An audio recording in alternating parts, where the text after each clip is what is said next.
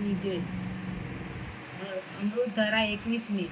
એક ગામમાં કોઈ બ્રાહ્મણ તેના દીકરા સાથે રહેતા હતા અને દીકરાને પરણાવ્યો હતો, પણ હજુ વહુ જરા મિજાજ હતી, એટલે કોઈએ વખત નજીવી બાબતમાં વાંધો કાઢી અને પિયર જતી રહેતી હતી। દીકરો જરા મોઢાનો મોડો હતો, તેને પોતાની પત્નીની કંઈ કહી શકતો નહોતો, પરંતુ મનમાં બાળકો બહુ કરતો હતો। સ્ત્રીઓએ તો પતિ આજ્ઞામાં રહેવું જોઈએ, પત્નીની મરજી વગર ક્યાંય જઈ શકાય નહીં, જ્યારે તેની પત્ની કોઈને ગણતરીમાં પણ ગણતી નહીં, તેથી તે ખૂબ જ લાગી આવતું હતું। બ્રાહ્મણ પાસે 5,000 રૂપિયાની મૂડી હતી, એટલે ગામમાં ખેડૂતો જરૂરિયાતનું વખતે પૈસા ધરતો અને બદલાવતા પાક ઉતરે ત્યારે દાણો લેતો હતો। આવી રીતે તેને દાણા સસ્તા પડતા હતા, ઉપરાંત દૂધ, છાશ, ઘી પણ મફત મળતા હતા। એક દિવસ બ્રાહ્મણે તેના દીકરાને બોલાવીને કહ્યું કે બેટા, 4 દિવસ પછી પુરુષોત્તમ મહિનો બેસશે, તો તારા સાસરે જઈને તારી વહુને તેડી આવ, તે ઘરમાં હોય તો મારાથી આખો પુરુષોત્તમ મહિનો નિરાતે નવાય ને ખવાય પીવાય, પણ તકલીફ ન પડે।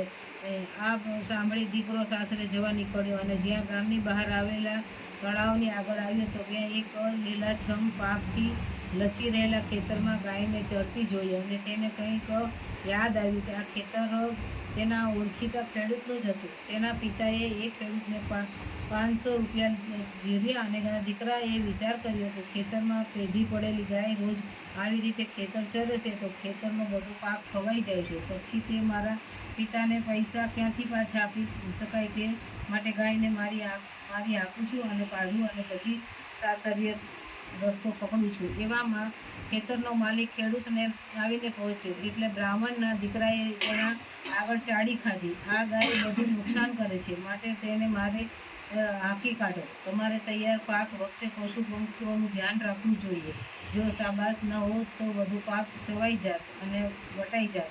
તો ખેડૂતના હાથમાં લાકડી હતી, એટલે તેણે તો ચરતી ગાયને ધબોધબ ધીમાવી માંડી અને ગાય મરણતોલ આ દશામાં ખેતરમાં બેસી પડી। તે હવે ઘડીએ બે ઘડીએ મહેમાન હતી। મરતા પહેલા ગાયે બ્રાહ્મણના દીકરાને શાપ આપ્યો, હે બ્રાહ્મણ પુત્ર, તે મારા વિરુદ્ધ ખોટી ગંભેરણી કરી છે, મને ખેડૂતો પાસે બહુ માર ખવડાવ્યો છે અને તેના પરિણામે હું થોડી જ વારમાં મરી જવાનો છું। હવે તારા કર્મના ફળ રૂપે તું ગધેડાનો અવતાર ભોગવીશ। આ તો ગાય માતાનો શાપ હતો, તે કદી મિથ્યા થાય નહીં। બ્રાહ્મણનો દીકરો મૂંઝાયો, હવે કરવું શું? એ તો ગાય માતાના પગે પડવા લાગ્યો, કાલાવાલા કરવા લાગ્યો, મારી ભૂલ થઈ, મને ક્ષમા કરો, હવે હું આ શાપમાંથી મુક્ત ક્યારે થઈશ? તો ગાય બોલી કે તું તારી વહુને તેડવા જા ને, તે કોણ તારા સાસરે તું ગધેડો બની જવાનો છે?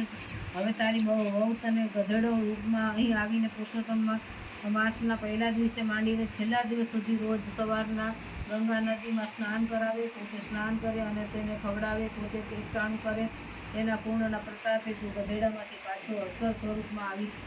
ત્યારથી તે સવારે ગાયો અને તેની વહુને બધી વાત કરી અને સાથે જ તે ગધેડો થઈ ગયો અને તેની વહુને તેના પર દયા આવી। તે તો મા બાપને બધી હકીકતો કહી અને ગધેડાને લઈને પોતાના સાસરાના ગામમાં આવી અને સાસરીએ ન જતા નદીએથી થોડે દૂર એક ઝૂંપડી બાંધીને રહ્યા। એ બે દિવસ પછી પવિત્ર પુરુષોત્તમ માસ બેઠો, એટલે વહુએ ગધેડાને નદીએ લઈ અને જઈને સ્નાન કર્યું, પછી પોતે પ્રભુનું સ્મરણ કરતા નામ લીધું અને ગધેડાને લઈ પોતાની ઝૂંપડીએ આવી ગઈ। એકટાણું કરતા પહેલા તેણે ગધેડાનું ખવડાવ્યું, પછી જ તે પોતે જમવા બેઠી। આવી રીતે રોજ વહુ ગધેડાને લઈ અને નદીએ જાય અને નાય નવડાવે અને પ્રભુનું સ્મરણ કરે પાછી ફરે છે। વહુ રોજ ગધેડાને નવડાવે છે અને એ વાત રાજાના કાને ગઈ, એટલે રાજાએ સિપાહીને મારફત ગધેડાને પકડી બાંધ્યો।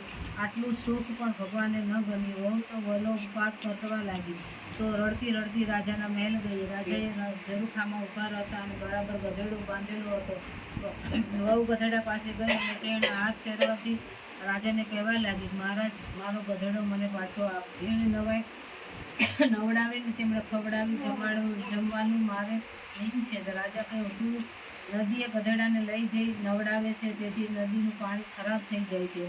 નદીમાં રાજા રાણી નાહ્યા અને વાણિયો નાહ્યો અને સઈ સોની નહાયા, તંબુળી નહાયા અને ગધેડો નાહતા હસે છે। વહુ બોલી, મહારાજ, મારો ગધેડો દેવતાઈ છે, તે કોણ છે? તો જાણવા પુરુષોત્તમ મહિનાનો પૂરો થતાં આપ મારી ઝૂંપડીએ પધારજો। રાજાના દિલમાં દયા આવી અને તેણે ગધેડાને વહુને સોંપી દીધા. અને નિત્ય નિયમ મુજબ વહુએ ગધેડાને નવડાવી અને ખવડાવી અને પુરુષોત્તમ માસ પૂરો કર્યો. હવે તે ગાય માતાના શાકમાંથી મુક્ત થઈ જતો ને એટલે નદીમાં પવિત્ર જળ ભરી લાવી અને ગધેડાની સમક્ષ ઊભી રહી વહુ પ્રાર્થના કરવા લાગી કે હે પુરુષોત્તમ ભગવાન, શુદ્ધ હૃદયથી આપની ભક્તિ કરી હોય તો ગધેડાના સ્વરૂપમાં રહેલા મારા પતિને મેં સેવા કરી હોય તો મારા પતિને એના અસલ સ્વરૂપમાં આવી જાય. આટલું કહી તેણે પવિત્ર જળ 3 વાર ગધેડા પર છાંટ્યું અને પછી ગધેડામાંથી અસલી સ્વરૂપ આવી ગયું. બીજા દિવસે રાજા રાણી વહુ ઝૂંપડીએ આવ્યા અને એટલામાં વહુએ બધું વાત કરી દીધી કે ગધેડામાંથી માનવી બનેલો પોતાના પતિને બતાવ્યો અને પુરુષોત્તમ માસના સ્નાનનો મહિમા સમજાયો. સ્નાનનું આવું ફળ મળે છે જાણી રાજાએ પુરુષોત્તમ માસમાં નાહવાનો સંકલ્પ કર્યો અને તે જાતે જ વહુને તેના સાસરીએ મૂકી આવ્યા. અને ગંગાજળ સમ જળ નહીં જે પાપ બધાના ધોવાય છે, પતિત્રને પાવન કરે છે અને સ્નાન કરતા હોય છે. એ પુરુષોત્તમ ભગવાન, તમે જેવા વહુને ફળ્યા તેવા સંકટ ટાળ્યું એવું રીતે ગંગા સ્નાન કરનારાની મનોકામના પૂરી કરી. પુરુષોત્તમ ભગવાન